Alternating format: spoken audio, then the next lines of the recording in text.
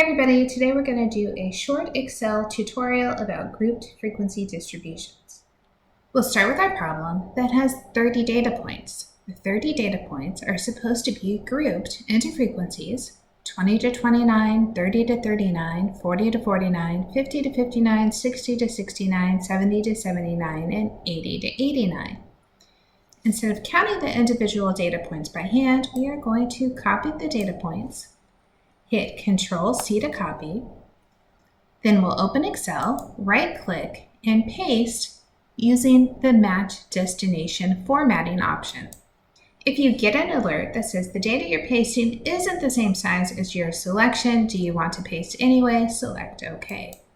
To have Excel count the grouped frequency, you don't tell Excel the group like 20 to 29, you only tell it the upper limit of each interval.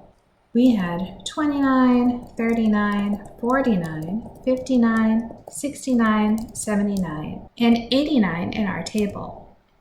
Next, we'll highlight the cells by the numbers we just typed in. We'll click equals, then we'll start typing frequency. You can double-click on the frequency or you can continue to type. Notice it needs a parenthesis before we start highlighting any numbers. Now that we have our frequency command, we want to highlight the data we'll be using. Then we'll push comma.